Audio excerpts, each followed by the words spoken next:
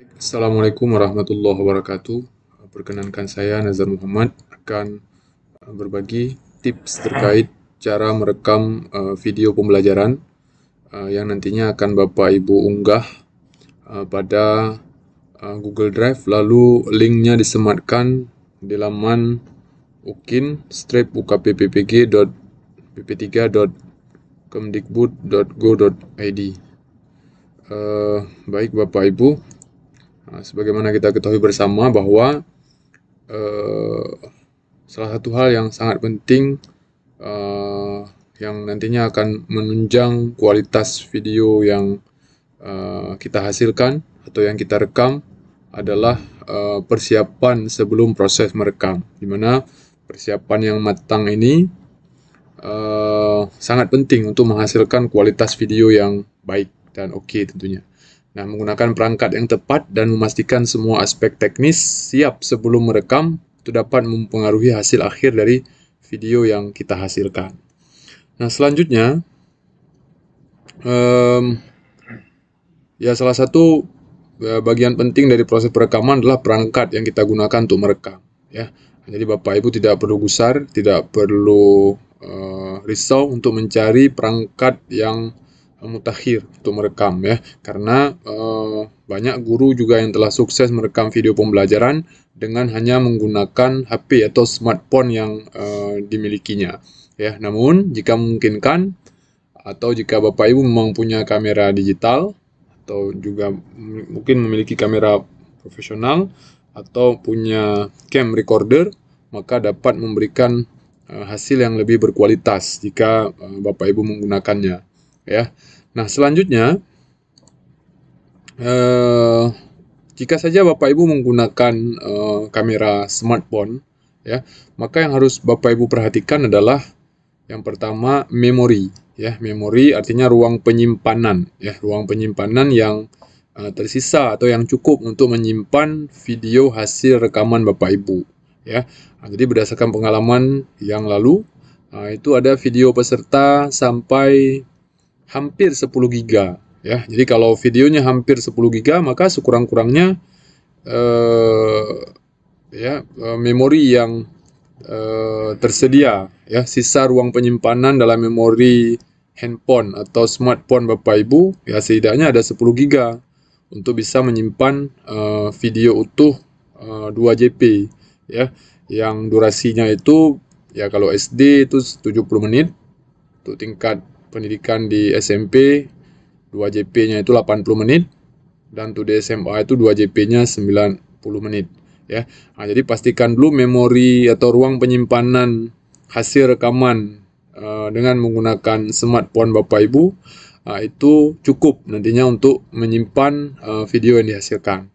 Nah, selain ruang penyimpanan atau memori dari perangkat smartphone yang Bapak Ibu gunakan untuk merekam, maka juga sangat diperlukan baterai yang cukup, karena ini durasi merekamnya lumayan lama, ya. Maka perlu baterai yang maksimal, ya. Artinya baterai terisi penuh, ya, sehingga nanti tidak menghambat proses merekam. Jadi kalau seandainya baterai tidak terisi penuh, maka bisa jadi di tengah-tengah proses merekam habis baterai, lalu ya rekaman Bapak Ibu tidak sampai 2 JP. Sehingga Bapak Ibu harus take video ulang. Nah, selanjutnya terkait dengan memori tadi juga sama. Apabila memori kurang, ya, ruang penyimpanan tidak cukup besar, ya, maka ya dikhawatirkan nanti belum selesai proses merekam karena ruang penyimpanan tidak cukup besar, yang terekam atau yang tersimpan videonya hanya, ya, potongan pendek saja, tidak sampai 2 JP, ya, sehingga ya lagi-lagi Bapak Ibu harus take video ulang, dan itu sudah pernah terjadi, ya. Jadi Bapak Ibu dalam take video pastikan memori atau ruang penyimpanan file dalam smartphone Bapak Ibu cukup, ya. Lalu baterainya juga terisi penuh sehingga nanti tidak menyebabkan rekaman menjadi terhenti sebelum sampai pada durasi 2 JP, ya. Nah, selanjutnya Bapak Ibu juga selain harus memiliki perangkat kamera, ya, baik itu kamera cam recorder atau kamera profesional lainnya, atau ya yang paling mudah Bapak Ibu gunakan adalah kamera smartphone. Maka selain Bapak Ibu harus punya perangkat kamera dari smartphone misalnya, maka Bapak Ibu juga mesti mempersiapkan tripod, ya. Tripod, ya, kalau mungkin Bapak Ibu tidak menggunakan jasa dari orang lain untuk membantu proses merekam. Jadi dengan tripod, Bapak Ibu bisa tempatkan di bagian paling strategis dari ruang kelas Bapak Ibu, ya, sehingga dengan posisi tersebut dapat merekam atau menangkap video dari seluruh ruang kelas secara lengkap, ya, sehingga semua aktivitas dapat terekam, ya. Namun kalau misalnya Bapak Ibu menggunakan jasa dari juru rekam, misalnya rekan Bapak Ibu, maka ya boleh juga Bapak Ibu gunakan ya alat bantu berupa monopod mungkin, ya, untuk membantu mungkin memindahkan kamera dari satu titik ke titik lainnya dalam kelas Bapak Ibu, sambil menyesuaikan nanti kebutuhan kamera itu untuk merekam kegiatan pembelajaran yang sudah Bapak Ibu atur di dalam modul ajar, ya. Jadi terkadang memang proses pembelajaran atau kegiatan pembelajaran yang dibangun adalah pembelajaran secara kooperatif. Artinya Bapak Ibu membagi siswa-siswa dalam kelompok-kelompok. Nah, kalau dalam proses kerja kelompok, itu mungkin Bapak Ibu bisa memilih rekamannya itu dibantu oleh rekan, ya. Sambil dibantu oleh rekan Bapak Ibu, nanti kameranya itu bisa berpindah-pindah, ya, dari satu kelompok ke kelompok lain, ya, sehingga dapat juga merekam secara jelas bagaimana kegiatan pembelajaran untuk tiap kelompok belajar yang sudah disusun dalam modul ajar, ya. Nah, selanjutnya jikapun Bapak Ibu tidak melakukan pembelajaran secara kooperatif atau bentuk-bentuk pelajaran lainnya yang memang butuh lebih bagus direkam dengan kamera yang lebih dinamis, ya, maka pilihan untuk menempatkan tripod paling belakang tanpa harus dipindahkan oleh juru rekam, itu juga salah satu pilihan yang tepat, karena pada saat kita menempatkan di bagian paling belakang dari ruangan kelas, maka semua isi ruangan itu terekam, ya. Seisi ruangan terekam, kegiatan dari siswa juga mudah-mudahan akan terekam dengan baik, ya, sehingga proses pembelajaran yang telah Bapak Ibu skenariokan dalam modul ajar atau dalam RPP itu dapat terlihat jelas di dalam hasil rekaman Bapak Ibu. Nah, selanjutnya ya tentunya pengaturan kamera ini sangat penting, ya Bapak Ibu, ya. Jadi untuk pengaturan kamera, ya Bapak Ibu mungkin bisa meminta bantuan dari teman untuk mengoperasikan, ya, selama proses rekaman. Adapun proses pengaturan ini dengan bantuan teman atau rekan Bapak Ibu itu sangat penting untuk memastikan bahwa memang kamera berfungsi sejak kegiatan pendahuluan sampai dengan penutup kegiatan pembelajaran Bapak Ibu. Jadi semua kegiatan nanti akan terekam dengan baik. Dengan adanya bantuan dari teman, ya, maka kita dapat memastikan bahwa memang kamera itu berfungsi dengan baik. Kalaupun sewaktu-waktu fungsinya terhenti, maka teman kita dapat segera melakukan setting terhadap kamera tadi. Jadi ini kalau seandainya Bapak Ibu memanfaatkan jasa juru rekam atau rekan-rekan Bapak Ibu. Namun kalaupun tidak memanfaatkan jasa juru rekam, maka ya silakan Bapak Ibu gunakan tripod sebagaimana yang telah saya sampaikan tadi, ya. Nah, selanjutnya selain pengaturan kamera, maka Bapak Ibu, ya, tentunya kita tidak tahu, ya, kendala terkait alat yang kita pakai, kamera yang kita pakai, ya, baik itu kamera smartphone maupun kamera yang kamera recorder, ya, atau kamera lain yang kita pakai, ya. Nah, maka ya silahkan kalau Bapak Ibu menggunakan smartphone, maka selain smartphone yang Bapak Ibu gunakan smartphone utama, ya, Bapak Ibu juga mungkin perlu mempersiapkan smartphone cadangan yang apabila sewaktu-waktu smartphone utama itu misalnya terkendala, maka Bapak Ibu bisa melanjutkan proses perekaman dengan smartphone lain, ya. Lalu resolusi kamera akan berpengaruh terhadap besaran file video. Jadi kalau seandainya kita memilih pengaturan kamera dengan hasil rekaman HD misalnya, high definition, ya, maka resolusi yang terlalu tinggi tadi dapat menyebabkan ukuran file video itu terlalu besar. Kalau ukuran file video terlalu besar, maka akan butuh waktu lama nanti pada proses mengunggah. Lebih-lebih lagi kalau seandainya kualitas internet di tempat Bapak Ibu kurang stabil dan kurang cepat, maka akan memperlambat proses unggah ke dalam Google Drive, ya. Maka setting kamera sebelum kamera itu dipakai itu sangat penting, ya, untuk memastikan agar kamera benar-benar berfungsi dengan baik dan proses merekamnya itu juga dapat merekam kegiatan selama 2JP. Nah, selanjutnya ya, Bapak Ibu ya perlu ya memberitahukan kepada siswa bahwa Bapak Ibu akan merekam proses pembelajaran yang akan berlangsung di dalam kelas. Ya, jadi dengan Bapak Ibu memberitahukan kepada siswa, ya harapannya adalah nantinya pembelajaran akan dapat berlangsung secara lebih kondusif, ya. Nah, jadi dengan komunikasi yang jelas itu dapat meningkatkan kerjasama siswa, ya, selama proses pembelajaran. Ya, dengan juga kita memperhatikan agar kegiatan dapat tetap berlangsung secara natural walaupun kita sudah melakukan atau memberikan info terlebih dahulu bahwa proses pembelajaran itu akan ya direkam, ya. Nah, selanjutnya ya, jadi pada saat pelaksanaan proses merekam, ya,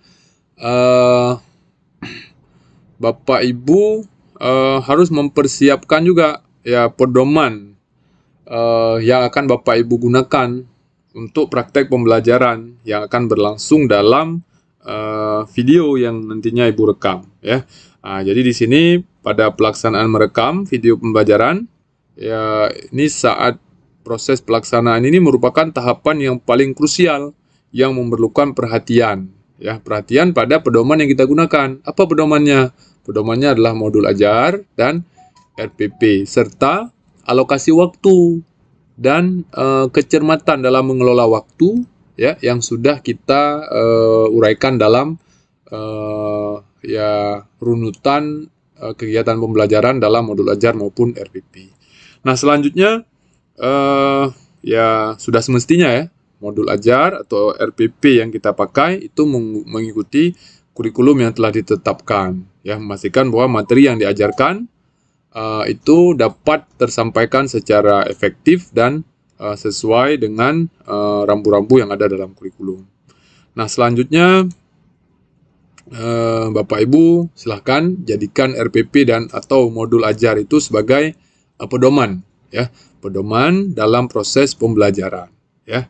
Di mana RPP dan modul ajar ini adalah kunci agar video yang mencakup seluruh tahapan pembelajaran itu benar-benar terlaksana sebagaimana RPP dan modul ajar yang telah Bapak Ibu susun.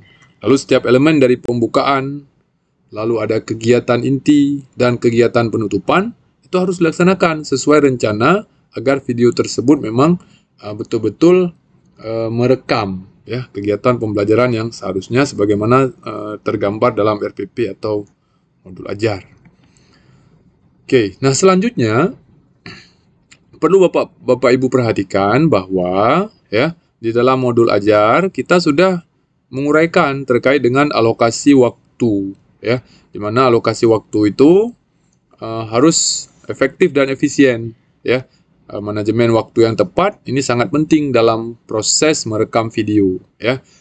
Misalnya Bapak Ibu alokasikan waktu 10 menit untuk pembukaan, 50 menit untuk kegiatan inti dan 10 menit untuk penutupan, sehingga total durasi video tepat 70 menit, ya. Jadi kecermatan dalam alokasi waktu itu sangat baik, ya, sangat baik untuk nantinya memastikan proses merekam berjalan lancar. Lalu sebagai bukti bahwa Bapak Ibu memiliki kemampuan yang cukup baik, ya, kemampuan yang baik dalam mengelola waktu, ya, dalam manajemen waktu, ya. Jadi saya contohkan tadi 10 menit untuk pembukaan, 50 menit untuk kegiatan inti, dan 10 menit untuk penutupan. Ini kita contohkan misalnya untuk tingkat satuan pendidikan di SD. Lalu nanti kalau untuk di SMP berarti ya kita sesuaikan sesuai dengan berapa 2 JP di SMP, termasuk juga di SMA, ya. Jadi disesuaikan. Jadi yang ini, contoh yang ada ini adalah contoh untuk alokasi waktu di tingkat satuan sekolah dasar. Nah, selanjutnya ya kita harus juga dapat membagi video pembelajaran ini ke dalam struktur video di mana harus jelas nanti mana bagian pendahuluan, mana kegiatan inti, dan mana kegiatan penutup, ya. Nah, jadi untuk pendahuluan jelas di mana, di menit keberapa sampai menit keberapa. Di kegiatan inti jelas, kegiatan penutup juga jelas. Nah, untuk memperjelas itu nanti agar mudah penguji mengidentifikasi mana kegiatan pendahuluan, mana kegiatan inti dan penutup, maka boleh Bapak Ibu untuk video edit kita buat semacam capture, ya, di belakang singkat saja, misalnya kegiatan pendahuluan, misalnya kan. Lalu nanti kalau udah masuk ke dalam kegiatan inti, kegiatan inti. Kalau udah masuk nanti untuk kegiatan penutup, maka di bawahnya kita buat semacam teks kecil, ya, singkat saja, kegiatan penutup, ya.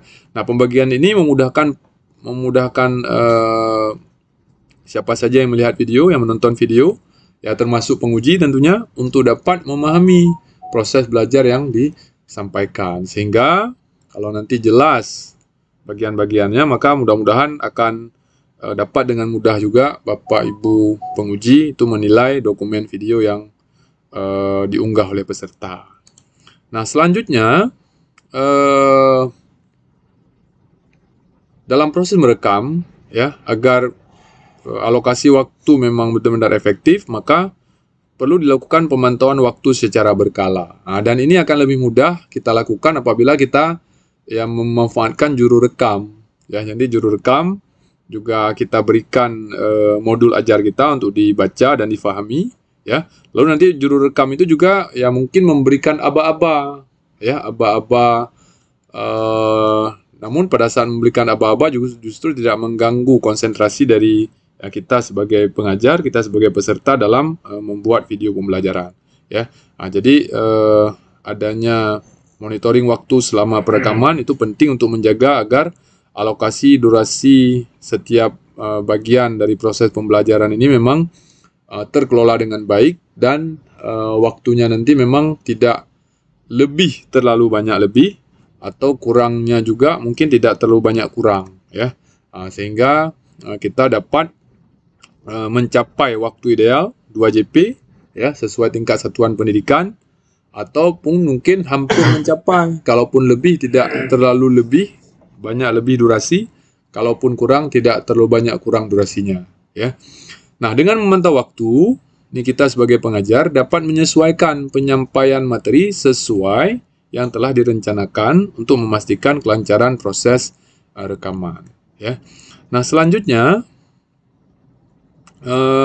jika video sudah kita hasilkan, ya, maka jangan lupa diperiksa rekaman yang kita hasilkan, ya. Jangan sampai nanti setelah kita unggah ternyata rekaman tersebut tidak ada suaranya, ya, atau rekaman tersebut mungkin terputus karena ruang penyimpanan kurang, ya, di HP kita, atau mungkin setelah kita simpan video itu mungkin juga terputus gara-gara baterai habis, ya. Maka sebelum kita unggah, ya, kita periksa dulu, kita tonton dulu sendiri, ya. Semoga nanti setelah kita tonton kita dapat lihat di mana letak kekurangannya, sehingga pada bagian video yang kita edit, ya, bagian-bagian yang kurang tadi dapat tidak kita cuplik, ya. Sehingga yang kita cuplik itu hanyalah bagian-bagian penting yang juga merepresentasikan skenario pembelajaran mulai dari kegiatan pendahuluan, kegiatan inti, lalu kegiatan penutup, yang sebagaimana yang tergambar dalam modul ajar yang sudah kita kembangkan. Nah, selanjutnya ya kita periksa nih kualitas video. Jadi kalau seandainya kualitas videonya itu terlalu tinggi resolusinya, ya, maka ini pasti nanti ukuran filenya terlalu besar, ya, sehingga akan memperlambat dalam proses mengunggah, ya. Jadi boleh nanti Bapak Ibu kompres videonya, tapi bukan dikompres menjadi bentuk RAR. Jadi filenya jangan diubah menjadi RAR. Kalau diubah menjadi RAR, takutnya nanti nggak bisa dibuka, nggak bisa diekstrak filenya, sehingga nggak tertonton videonya. Kalau tidak ditonton oleh penguji, gagal ditonton oleh penguji, ya, dengan alasan mungkin file yang Bapak Ibu unggah itu tidak sesuai dengan yang dipersyaratkan, yaitu MP4, ya, maka ya Bapak Ibu nanti filenya tidak akan dinilai. Jadi nanti ekstensi atau format file video yang Bapak Ibu unggah itu mesti dalam format MP4, tidak boleh dalam format lain, ya. Kenapa diharuskan dalam format MP4? Karena format MP4 ini format umum yang dapat diakses oleh berbagai macam device, ya. Nah, selanjutnya ya kita periksa kembali kualitas gambar dan suara setelah merekam, lalu pastikan tidak ada gangguan teknis seperti noise, ada suara-suara apa misalnya kan, atau kehilangan fokus sehingga semua elemen pembelajaran terlihat jelas dan profesional, ya. Jadi dengan proses memeriksa kembali gambar ini, ya seolah-olah nanti video yang kita hasilkan bisa jadi seperti video yang direkam oleh juru rekam profesional, ya. Nah, selanjutnya ya format video, ya. Format videonya sebagaimana yang sudah saya sampaikan tadi. Format videonya harus dalam bentuk MP4. Jadi kalau misalnya Bapak Ibu menggunakan alat perekam video yang sudah ada dalam smartphone Bapak Ibu, itu sudah pasti hasilnya adalah dalam bentuk MP4, ya, dalam bentuk MP4, ya. Kenapa? Agar kompatibel, cocok dia, dapat ditonton dengan memanfaatkan berbagai macam alat, ya. Dapat ditonton dengan laptop, dapat ditonton juga dengan menggunakan HP, ya. Nah, format ini juga memudahkan proses mengunggah dan penilaian oleh pihak yang berwenang, lalu memastikan juga aksesibilitas bagi semua tim penilai, ya. Nah, jadi kalaupun nanti Bapak Ibu mengedit video, ya, kan video nanti ada dua macam, ya, video utuh dan video edit. Nah, video edit itu setelah proses mengedit juga harus disimpan dalam bentuk format MP4, ya.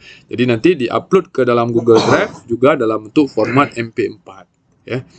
Nah, selanjutnya proses editing video. Nah, proses editing video ini Bapak Ibu silahkan menggunakan berbagai macam software editing video, ya. Jadi kalau misalnya Bapak Ibu menggunakan perangkat laptop untuk editing video, maka ada beberapa mungkin yang bisa dipakai. Ada Filmora, ada Camtasia, ya, dan banyak lagi platform untuk mengedit video. Bahkan Bapak Ibu bisa menggunakan Canva untuk mengedit video. Hanya kekurangannya adalah kalau Bapak Ibu menggunakan Canva, itu kan basisnya dia online, ya. Akan butuh waktu juga dalam proses mengunggah video tersebut ke dalam laman Canva, ya. Lalu kalau seandainya videonya terlalu besar, katakanlah udah 2 GB lebih, 1,5 GB lebih dari 1,5 GB, maka yang nggak bisa diupload karena dibatasi, ya. Cuma bisa diupload sampai, kalau tidak salah saya, 1,2 GB, ya. Nah, kalau lebih dari itu, maka ya kita kompres dulu. Bisa dengan menggunakan berbagai macam aplikasi juga yang dapat diinstal di dalam laptop atau pada smartphone Bapak Ibu. Nah, kalau misalnya Bapak Ibu menggunakan smartphone, ya, maka Bapak Ibu mungkin bisa memilih salah satu aplikasi, misalnya KineMaster bisa, ya, atau pakai Filmora bisa juga, ya. Jadi Filmora ada yang versi aplikasi untuk diinstal di laptop, ada yang versi aplikasi yang bisa diinstal juga di HP. Cuma kekurangannya adalah kalau Filmora, apabila kita menggunakan versi free-nya, ya, bukan versi Filmora berbayar, maka nanti akan muncul watermark, ya, di bagian di bagian video, ya, bagian bawah video misalnya ada watermark. Contohnya seperti yang platform yang saya pakai untuk presentasi sekarang. Nah, ini ada watermarknya. Ini watermarknya, ya. Watermarknya itu adalah nama aplikasi atau nama website yang saya gunakan sekarang, ya. Ini kalau Bapak Ibu nanti menggunakan Filmora misalnya, maka akan muncul watermark di sini. Ya, watermark Filmora dibuat di sini. Nah, jadi itu kalau Bapak Ibu tidak nyaman dengan adanya watermark itu, maka Bapak Ibu bisa gunakan versi yang nggak free ya. Tapi kalau versi yang nggak free atau versi berbayar, itu Bapak Ibu harus keluarkan lagi uang ya untuk membayar aplikasi tadi, agar kalau versi yang tidak free tadi, maka watermarknya itu nggak nampak dia di sini ya, sehingga nggak mengganggu tampilan dari video ya. Tapi kalaupun muncul itu juga mungkin ya, saya rasa juga tidak begitu mengganggu ya, hanya saja itu kembali kepada kenyamanan kita ya. Nah, selanjutnya